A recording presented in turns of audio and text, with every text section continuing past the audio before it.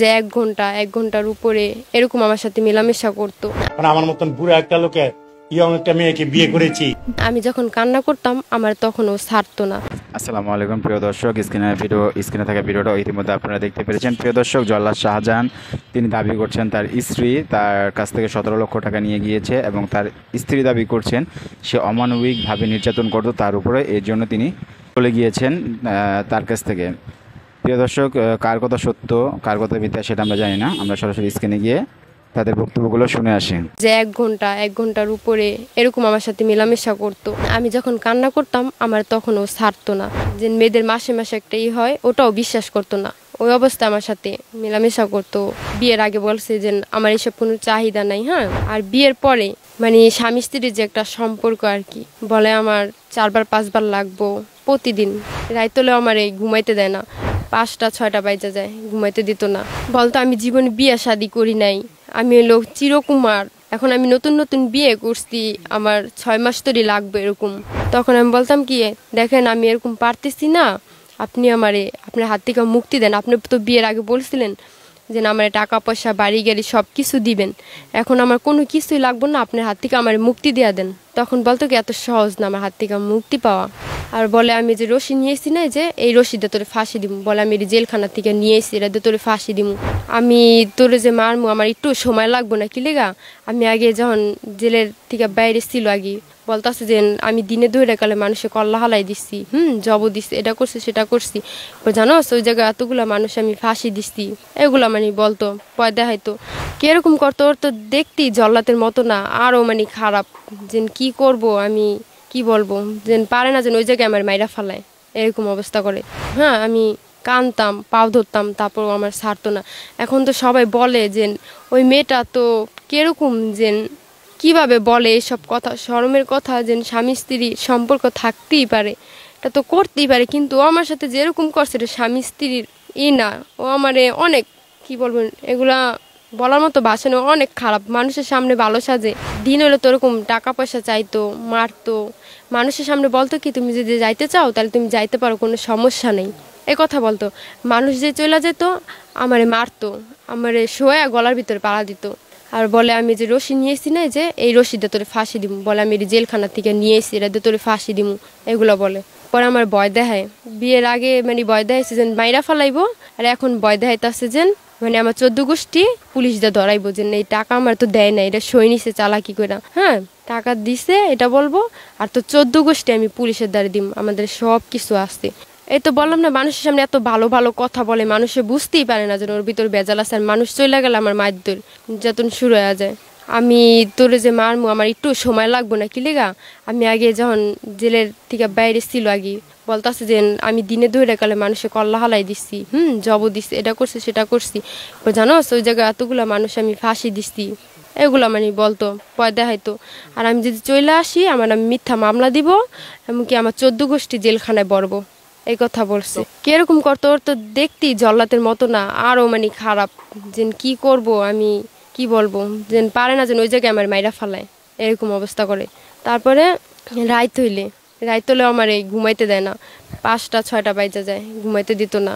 কিসের জন্য আমার মানে কি বলবো, যে আমার সাথে মানে আগে বলছে যে আমি বিয়ের আগে বলছে যে আমার এসব কোনো চাহিদা নাই, হ্যাঁ।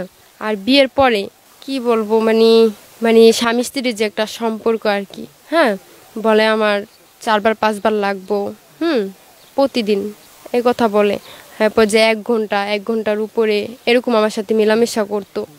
আমি যখন কান্না করতাম আমার তখন ও ছাড়তো না। তারপরে সে যে কি বলবো, যে মেয়েদের মাসে মাসে একটা হয় ওটাও বিশ্বাস করতো না। ওই অবস্থা আমার সাথে মেলামেশা করতো, অনেক খারাপ। হ্যাঁ, আমি কানতাম, পাও ধরতাম, তারপর আমার ছাড়তো না।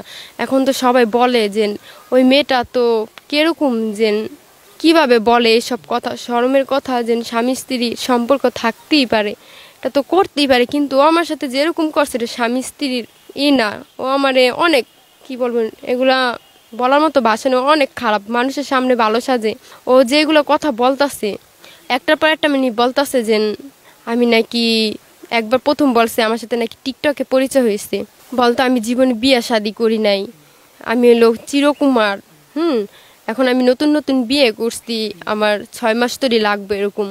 1 ঘন্টা আধা ঘন্টা 1 ঘন্টার উপরে। তখন আমি বলতাম কি, দেখেন আমি এরকম পারতেছি না, আপনি আমারে আপনার হাত থেকে মুক্তি দেন। আপনি তো বিয়ের আগে বলছিলেন যে না আমার টাকা পয়সা বাড়ি গাড়ি সব কিছু দিবেন, এখন আমার কোনো কিছুই লাগবে না, আপনার হাত থেকে আমার মুক্তি দেওয়া দেন। তখন বলতো কি এত সহজ না আমার হাত থেকে মুক্তি পাওয়া, এগুলো বলতো। আমি গেলে গাই আমার এরকম পুলিশদের ধরাইবো, আমার ফ্যামিলি সবাই পুলিশদের মানে ধরাইবো, জেলখানায় বইরা থইব। উনি যদি না বলে, হুকুম যদি না দেয়, তাহলে কেউ জেলখানা থেকে বের করতে। মানে আমার মতন বুড়া একটা লোকে ইয়ং একটা মেয়েকে বিয়ে করেছি। জীবনে অনেক বাঘা বাঘা মানুষের গলায় ফাঁসির রশি ঝুলালেও এবার নিজেই ফেসে গেছেন প্রেমের ফাঁদে। হ্যাঁ দর্শক, বলছি জল্লাদ শাহজাহানের কথা। বাঘা বাঘা আসামিদের ফাঁসির রশিতে ঝুলিয়ে দীর্ঘ 40 বছর পর জেল থেকে মুক্তি পেয়ে বেরিয়ে আসেন জল্লাদ শাহজাহান। জেল থেকে বের হয়ে বিয়ে করেন 20 বছরের এক টিকটকার তরুণীকে। জেল থেকে বের হওয়ার পর এক টিকটকারের প্রেমের ফাঁদে পড়ে নিঃস্ব হলেন জল্লাদ শাহজাহান। প্রধানমন্ত্রীর কাছ থেকে নগদ উপহার ও অন্যান্য খাত থেকে পাওয়া 10 লাখ টাকা আর মানুষ যে অনুদান দিয়েছে সব টাকা নিয়ে পালিয়ে গেছে তার স্ত্রী। হ্যাঁ দর্শক, বঙ্গবন্ধুর খুনি, যুদ্ধাপরাধী জামায়াত শীর্ষ নেতা ও জেএমবি সহ আলোচিত মামলায় সাজাপ্রাপ্ত 60 জনের ফাঁসির রায় কার্যকর করা জল্লাদ শাহজাহান ভূঁইয়া ভালো নেই। 40 বছর পর গত 9 মাস আগে জেল থেকে মুক্তি পেয়ে নতুন করে এখন আবার আদালতে দৌড়াতে হচ্ছে তাকে। জানা গেছে কারামুক্ত হয়ে বিয়ে করেছিলেন জল্লাদ শাহজাহান, কিন্তু স্ত্রী ও তার স্বজনদের যোগ সাজসে বিয়ের নামে প্রতারণা ফাঁদে ফেলা হয় তাকে। বিয়ের 1.5 মাস পর তার কাছ থেকে 10 লাখ টাকা ও স্বর্ণালঙ্কার নিয়ে পালিয়ে যায় স্ত্রী। এই ঘটনার কয়েকদিন পর আদালতে গিয়ে স্ত্রীর সাথী উল্টো শাহজাহানের নামে যৌতুকের মামলা করেন, এমনটাই অভিযোগ শাহজাহান ভূঁইয়া। শাহজাহান ভূঁইয়া বলেন, আমি একজন 68-70 বছরের বুড়া মানুষ, আমি কি একজন 20 বছরের মেয়েকে অত্যাচার করতে পারি নাকি তাকে আদর যত্ন করতে পারি, আপনারাই বলুন। এবার প্রতারণার অভিযোগে স্ত্রী সাথী আক্তার ফাতেমা ও শাশুড়ি শাহনুর বেগম সহ 6 জনের বিরুদ্ধে আদালতে মামলা করেছেন জল্লাদ শাহজাহান ভূঁইয়া। অপর আসামিরা হলেন শাহজাহানের শ্বশুরবাড়ির স্বজন দিন ইসলাম, আজিদা বেগম, রাসেল ও বাবলু। রবিবার ঢাকার অতিরিক্ত chief judicial magistrate AKM Rakibul হাসানের আদালতে এই মামলাটি করেন তিনি।